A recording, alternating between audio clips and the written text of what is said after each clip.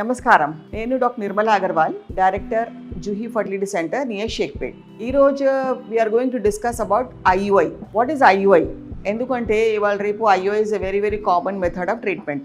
IUI అంటే intra uterine insemination. అంటే దీనిలో ఏం చేస్తా అంటే హస్బెండ్ సీమన్ ఇవ్వాలి ల్యాబ్లో వచ్చేసి, అది సీమన్ మషీన్లో తయారు చేసి we collect the best quality of the spams, కానీ బొటైల్ స్పామ్స్, గుడ్ స్పామ్స్ అది అన్నీ కలెక్షన్ చేసి ఒక చిన్న ట్యూబ్లో లోడ్ చేసి మళ్ళీ యూట్రస్లో ట్రాన్స్ఫర్ చేస్తాం.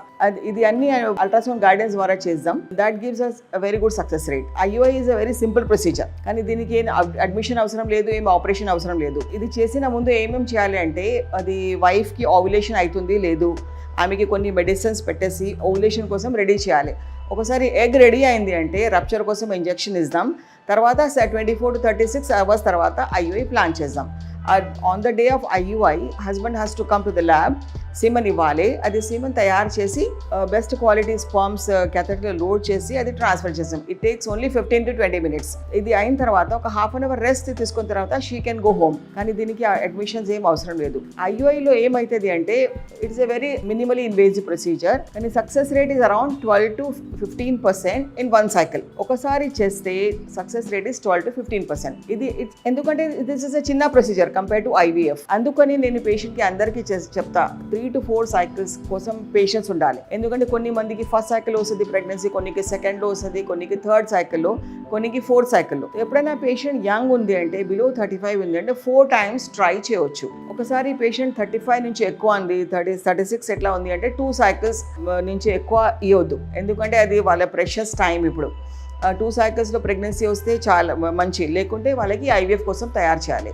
తర్వాత ఇది ఐయుఐ 4-5 cycles అయిపోయింది, తర్వాత కూడా ప్రెగ్నెన్సీ రాలేదు అంటే వాళ్ళ పేషెంట్స్కి హయ్యర్ ట్రీట్మెంట్ అవసరం ఉందండి, అట్లా ఉంటుంది. వాళ్ళకి ఐవీఎఫ్ ఇక్సీ కోసం తయారు చేయాలి. ఎందుకంటే ఐవీఎఫ్లో డిఫరెన్స్ ఏముంది అంటే, ఐవీఎఫ్లో మేము మల్టిపుల్ ఎగ్స్ తయారు చేసి అది ఎంబ్రియో బయటికి డెవలప్ చేస్తున్నాం మషీన్లో, ఇంక్యుబేటర్లో. తర్వాత we can select the best quality of the embryo, అది ట్రాన్స్ఫర్ చేయవచ్చు. వెరాజ్ ఇన్ ఐయుఐ మనకి తెలియలేదు ఎగ్ క్వాలిటీ ఎట్లా ఉంది ఎట్లా లేదు, ఎందుకంటే అన్ని లోపల జరుగుతుంది. ఫర్టిలైజేషన్, ఓవ్యులేషన్ అన్ని లోపల జరుగుతుంది. తర్వాత ఒట్టి స్పామ్స్ వీ కెన్ సీ అది బెటర్ క్వాలిటీ ఉందా లేదు అట్లా.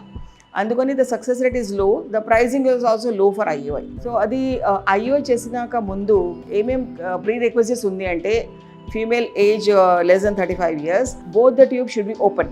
అది ట్యూబల్ పేటెన్సీ టెస్ట్ చేయాలి, ట్యూబ్స్ ఓపెన్ ఉందా లేదు చూడాలి. ఎందుకంటే ట్యూబ్స్ ఒకసారి బ్లాక్ ఉంది అంటే ఐయుఐ పనికి రాదు. బ్లాక్ ఉన్నప్పుడే మనకి ఐవీఎఫ్ చేయాలి. అందుకని అది ట్యూబల్ పేటెన్సీ చెక్ చేయాలి. తర్వాత హస్బెండ్ సిమన్ చెక్ చేయాలి. సిమన్లో కూడా spams there is some specific count. ఎప్పుడైనా బిలో 5 million ఉంది అంటే ఐయుఐ సక్సెస్ కాదు, అప్పుడు వెంటనే ఐవీఎఫ్ చేయాలి. ఒకసారి 5 to 10 million per ml count ఉంది అంటే we can try for IUI. So these are all the things. Then the fourth is should be done very very atraumatically, taking all the care. Infection should not happen, under aseptic precautions, under ultrasound guidance. ఇది అన్ని చేయాలి, అప్పుడు మనకి result వస్తుంది. ఇది చేసిన తర్వాత మళ్ళీ సపోర్ట్ కోసం ప్రొజెస్ట్రాన్ ఒకటి హార్మోన్ ఉంటుంది, అది పెట్టాలి. 2 weeks తర్వాత రిజల్ట్ వస్తుంది. సో అది ఇది అన్ని అబౌట్ ఐయుఐ. తర్వాత ఐయుఐ చేయాలంటే tubes, as I have told, tube should be very normal tubes, patent tubes. They should not have any peritubal adhesions or anything. ఇది అన్ని చెక్ చేయాలి అంటే we should do either HSG, hysterosalpingography, లేకుంటే laparoscopy ద్వారా check చేసిన తర్వాత we should plan for IUI.